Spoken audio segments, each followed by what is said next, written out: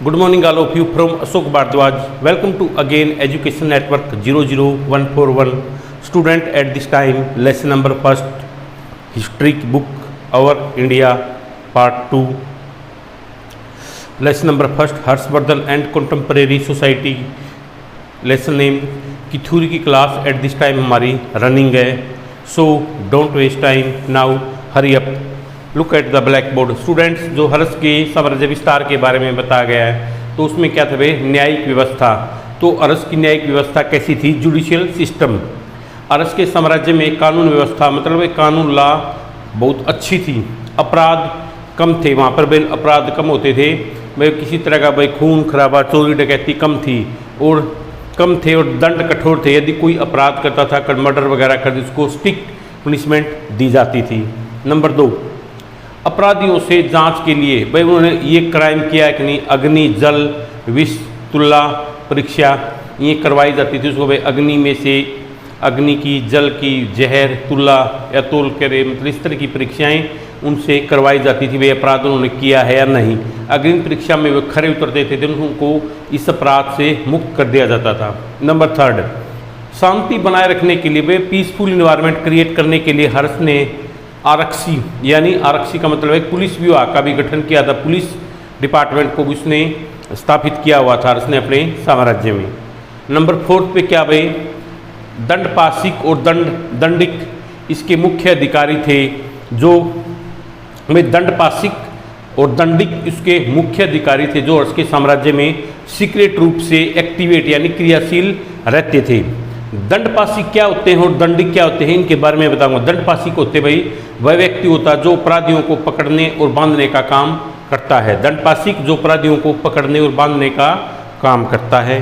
और दंडिक भाई यह सैनिक, पुलिसकर्मी या राजा का सेवक हो सकता था जो कानून व्यवस्था को, कानून में लॉ ऑर्डर एंड ऑर्डर्स को, लॉ अरेंजमेंट्स को, उसको मैनेजमेंट लॉ को अरेंजमेंट, कानून व्यवस्था को बनाए रखने में किसकी, अरस की मदद करता था.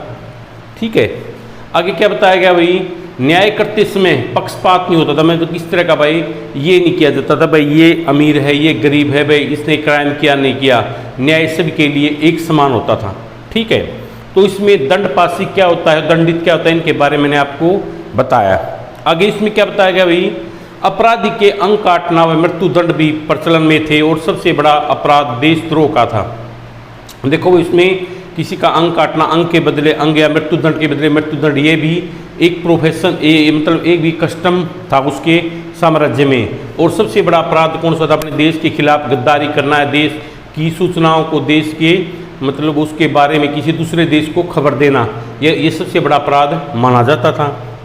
आगे क्या बताया गया, अरस के साम्राज्य में शासन का कार्य है, जो शासन है वो ऑनेस्टी यानी ईमानदारी से होता था.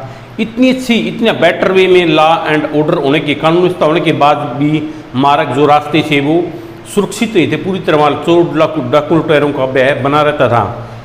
स्वयं अयुनसांग को चोरों डाकुओं का सामना करना पड़ा, उसे 2 बार लूट लिया गया. अमनसांग जो हेवनसांग कौन था, जो भाई अरस के दरबार में एक चीनी यात्री आया था, उसके बारे में उसने लिखा था.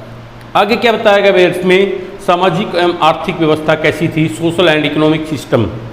अरस हमें हर्ष के काल की आर्थिक व सामाजिक स्थिति के बारे में कुछ तत्कालीन लेख, कुछ जानकारी लेखन बाणभट्ट द्वारा, कुछ तो जानकारी उसकी सामाजिक और आर्थिक जो स्थिति थी हर्ष के साम्राज्य की उसके बारे में कुछ जानकारी तुम्हें बाणभट्ट के द्वारा और कुछ चीनी स्रोतों, कुछ चीनी साधनों से मिलती है. उसमें सामाजिक व्यवस्था यानी सोशल सिस्टम कैसा था. सोशल सिस्टम के अंदर एक और थी वर्ण व्यवस्था यानी कास्ट सिस्टम. उस समय समाज, अरस के साम्राज्य जो हमारी सोसाइटी थी डिफरेंट कास्ट में बटी हुई थी. मतलब उस समय समाज में वर्ण व्यवस्था भी थी यानी कास्ट सिस्टम भी था. जैसे ब्राह्मण, क्षत्रिय, वैश्य, शूद्र आदि. संभवतः मुख्य रूप से उपजातियाँ, एक जाति में कई जातियों को जो मिश्रित शामिल होती हैं, मिश्रित मतलब शामिल, उपजातियाँ एक जाति में कई छोटी छोटी जो जातियाँ होती हैं उनको उपजातियाँ बोला जाता. को उपजातियों को मिश्रित उपजाति कहा जाता था, मिली हुई जाति कहा जाता था. जो ब्राह्मण लोग हैं वो क्या भाई समाज को एजुकेशन प्रोवाइड करने का काम देते थे, और पवित्र और जो रिलीजियस प्रोग्राम वगैरह थे उनको ऑर्गेनाइज कौन करते थे, कौन, ब्राह्मण कम्युनिटी के जो पीपल थे। सेकंड क्या था भाई, ये प्रशासनिक एडमिनिस्ट्रेशन से रिलेटेड जो वर्क थे उसमें किंग को, राजा को एडवाइज भी देते थे, कौन, जो ब्राह्मण कम्युनिटी के पीपल थे।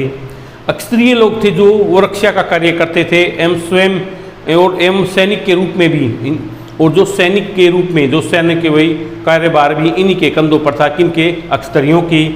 और जो वैश्य लोग थे वैश्विक सामाजिक कार्यों में संलग्न थे, यानी शामिल थे, और समाज की आवश्यकता की पूर्ति, समाज की जो आवश्यकता की रिक्वायरमेंट है वो इन्हीं के द्वारा पूरी की जाती थी, पूर्ण किसके, वैश्य लोगों के द्वारा।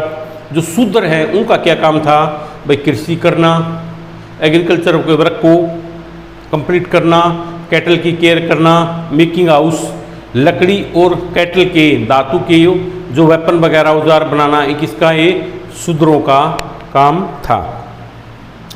आगे इसमें क्या भाई, मैरिज व्यवस्था कैसी थी, मैरिज सिस्टम कैसा था, और डिफरेंट ये टाइप्स के प्रकार हैं, वो I will discuss with you in next class.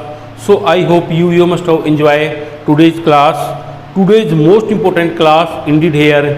So thanks for this cooperation. Meet you tomorrow in next class.